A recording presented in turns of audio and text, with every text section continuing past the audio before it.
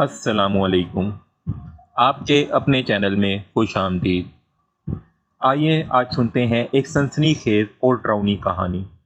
कहानी सुनने से पहले एक छोटी सी दरख्वास्त, बराए मेहरबानी इस चैनल को लाइक और सब्सक्राइब लाजमी कर लें ताकि आइंदा आने वाले दिनों में अच्छी अच्छी कहानियाँ इस चैनल पर सुन सकें। आइए कहानी शुरू करते हैं। वहाज और रिया को नए घर में शिफ्ट हुए एक हफ्ता हो चला था। वहाज और रिया का बचपन का एक दोस्त था, शहराज। शहराज के दो बच्चे थे, अयान और रानिया। शहराज की बीवी अनीता इंतहाई खुश इखलाक औरत थी। वहाज और रिया की अभी नई नई शादी हुई थी। रिया जब से इस नए घर में शिफ्ट हुई थी, इसके साथ बहुत से अजीबो गरीब वाक़यात हो रहे थे, लेकिन आज तो हद हो गई। वहाज के ऑफिस जाने के बाद वो सफाई करने में मसरूफ हो गई। स्टोर रूम की सफाई करते करते इसे एक कोने में से एक इंतहाई खूबसूरत गुड़िया मिली। Wow, it's so beautiful. कितनी प्यारी गुड़िया है। रिया खुशी से बोली, वाओ सो ब्यूटीफुल, कितनी प्यारी गुड़िया है। गुड़िया ने भी आंखें टपटपाते हुए रिया की बात दोहराई।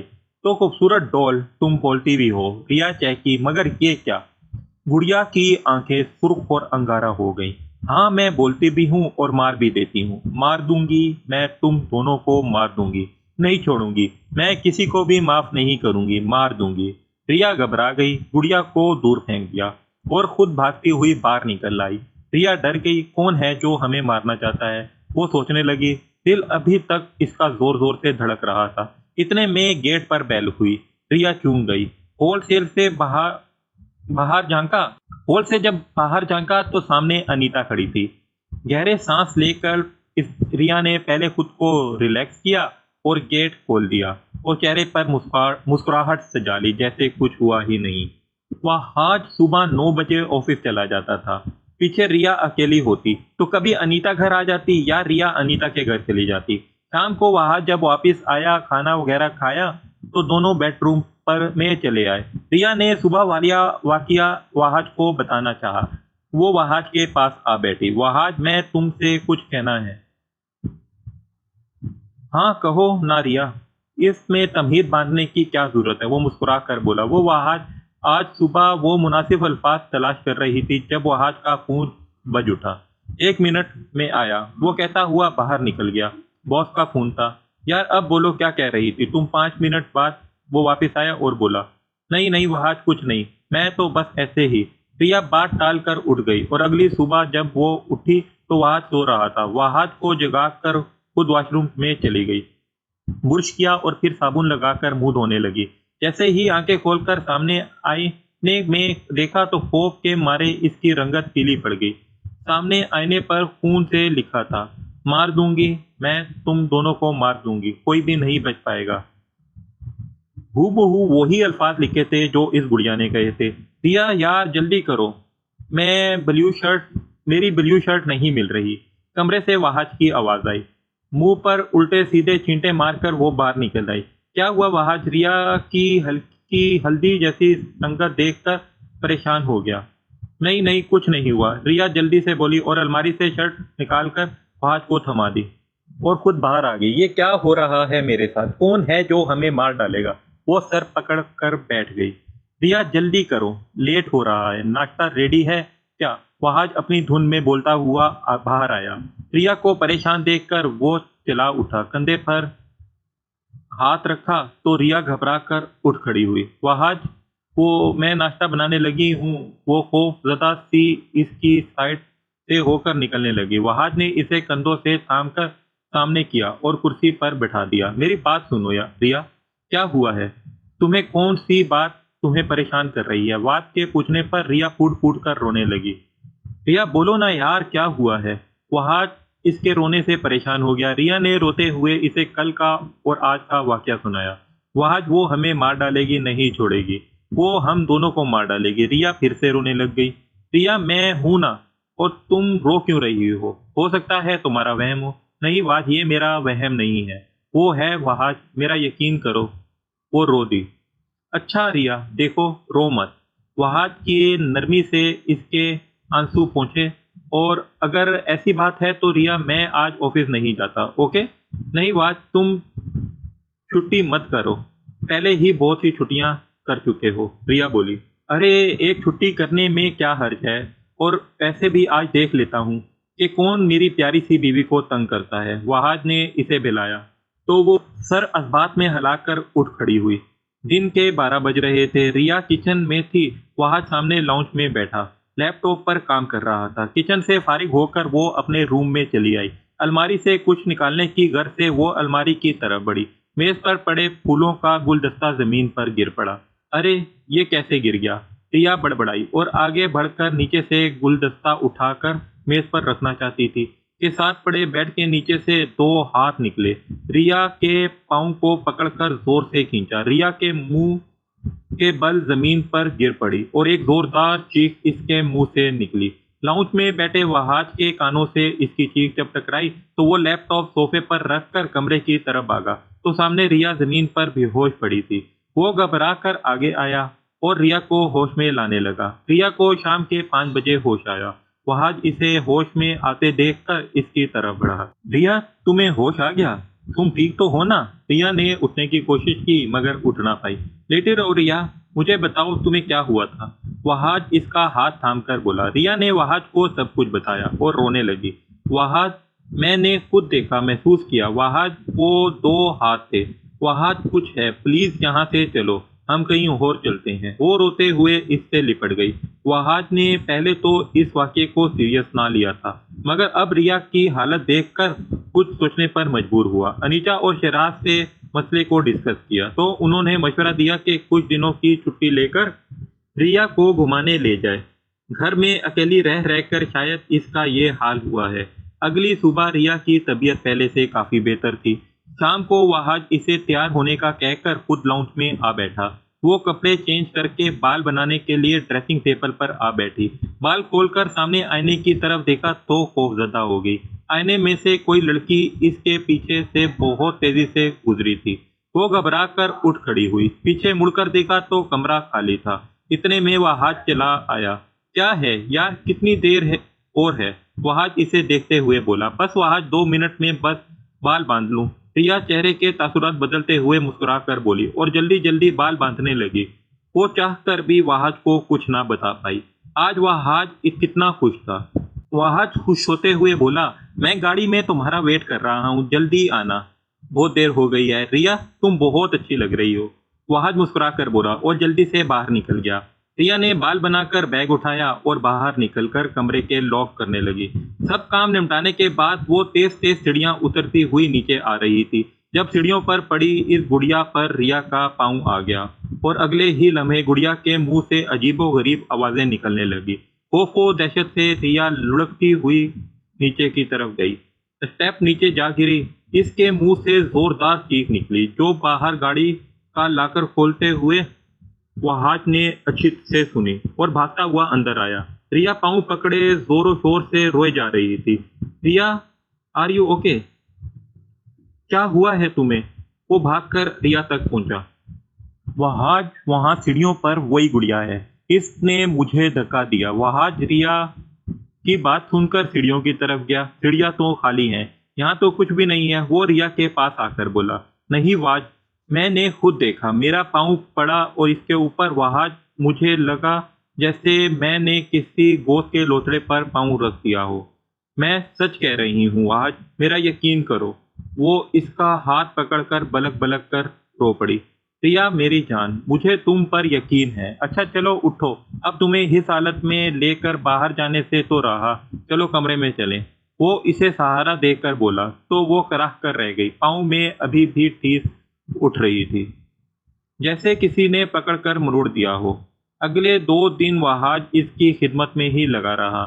ये इससे अगले दिन की बात है कि शाम को वहाज ऑफिस वर्क में मसरूफ था और वो बोर हो रही थी। तभी वहाज को बताकर वो अनीता की तरफ चली गई। 1 घंटे बाद जब वो वापस आई तो तबीयत पूछ सी थी। इसकी तबीयत बहुत अजीब हो रही थी। अरे रिया, तुम इतनी जल्दी आ गई? वहाज इसे देखकर बोला। इतनी खामोश क्यों हो? चेहरे पर 12 क्यों बज रहे हैं? वो इसे मुसलसल खामोश देखकर बोला, कुछ नहीं वहाज, मेरे सर में दर्द है, मैं रूम में जा रही हूँ। वो बोझल सी बोली। अच्छा रिया सुनो तो, इससे पहले वहाज इससे कुछ कहता, इसका फोन बज उठा। वहाज को फोन पर मसरूफ देखकर वो अंदर चली गई। रिया के कमरे में जाते ही ठीक 5 मिनट बाद कमरा रिया की चीखों से गूंज उठा। फोन पर बात करते हुए वहाज ने मोबाइल फेंका और रूम में चला गया। रिया, क्या हुआ? वो कमरे में आया तो कमरे में खूब अंधेरा था। हाथ मारकर स्विच बोर्ड से कमरे के सारे बटन ऑन किए। कमरा रोशनी से जगमगा उठा। सामने ही रिया दीवार के साथ टेक लगाकर बैठी नजर आई और घुटनों पर हाथ रखे सर झुकाए हुए बालों ने इसका सारा चेहरा ढांप रखा था। रिया, मेरी जान, ऐसे क्यों बैठी हो? वह हाथ घुटनों के बल जमीन पर बैठते हुए बोला। दोनों हाथों से इसका सर पकड़कर ऊपर किया तो चेहरे से बाल हटाए और वो साकित रह गया। रिया की आंखें बंद थी। आंखों के गिर्द ब्लैक सर्कल से डार्क हो रहे थे, जैसे किसी ने काला रंग कर रखा हो, और होंठों का रंग ब्राउन था। जगह जगह कट के निशानात थे, जिनमें से खून रस रस कर जम चुका था। रिया, आंखें खोलो, क्या हो गया है तुम्हें? वो परेशान हुआ उठा और इसके ज़हन में वो सब बातें गूंजने लगी जो रिया उसे बता रही थी, और वो मजाक समझकर टालता रहा था। रिया को उठाकर बेड पर डाला। इसके हाथ पांव मलता रहा, मगर रिया थी के होश में आने का नाम नहीं ले रही थी। फिर जल्दी से उठा और लाउंज से अपना मोबाइल उठाकर शहराज को फोन करने लगा। हेलो शहराज, तुम कहाँ हो? प्लीज जल्दी से आ जाओ, पता नहीं रिया को क्या हो गया है, वो आंखें ही नहीं खोल रही। दूसरी तरफ से शहराज ने अनीता को भी लाने का कहकर फोन काट दिया और अगले 15 मिनट में वो दोनों इसके पास थे। वाज ने इन्हें सारी बात बताई। डॉक्टर को लेने को भागा। नहीं वाज, मुझे नहीं लगता ये डॉक्टर का मसला है, ये तो मुझे कुछ और ही लग रहा है। शहजाद ने इसे रोका। तो फिर क्या करें शहजाद? वहाज परेशान हुआ। तो टेंशन मत ले यार, मैं कुछ करता हूँ, शहराज बोला और मोबाइल से कोई नंबर मिलाकर बात करने लगा। 5 मिनट बाद कॉल ड्रॉप करके वो वहाज से बोला, वहाज, मेरा एक दोस्त है, इसकी फैमिली में एक ऐसी औरत है जो इन दूसरी मखलूक के बारे में इल्म रखती है, क्या पता वो हमारी मदद कर दे। मैंने इनसे बात की है, वो मैं इन्हें पिक करने जा रहा हूँ। मैं भी तुम्हारे साथ चलूँ? वहाज बोला। नहीं यार, तू यहीं रुक अनीता और रिया के पास, मैं 10 मिनट में वापस आ जाऊंगा, ये 5 मिनट का रास्ता है, शहराज बोला। वहाज को तसल्ली देकर बाहर निकल गया। वहाज रिया और अनीता रिया को होश में लाने की कोशिश करने लगे, मगर नाकाम रहे। 15 मिनट बाद शहजाद आया तो इसके साथ एक औरत भी थी। वो औरत जैसे ही कमरे में दाखिल होने लगी, दायां पांव कमरे में रखा, अगले ही पल झटका खाकर पांव पीछे कर लिया। उसने पांव ऐसे पीछे की तरफ किया जैसे उसे कोई करंट लगा हो, और आंखें पीछे देखकर कमरे में दाखिल हुई। बहुत बुरा साया है इस घर पर, वो कमरे का जायजा लेते हुए बोली। वहाज आगे बढ़ा और इस औरत के कदमों में जा बैठा। देखो, आप जो कोई भी हो, प्लीज मेरी रिया को बचा लो, इसका कोई कसूर नहीं है। आप जो कहोगी आपको दूंगा, पर मेरी रिया को कुछ नहीं होना चाहिए। वो 6 फुट का मर्द बच्चों की तरह रो रहा था। वो औरत आगे बढ़ी और रिया के बेड के गिर्द 7 चक्कर लगाकर कुछ पढ़ने लगी। फिर इशारे से वहाज को पास बुलाकर इस दायरे के अंदर खड़ा किया और अपने थैले में से एक इत्र की शीशी निकालकर इस पर दम किया और वहाज की तरफ बढ़ाया। वहाज ने वो थाम ली।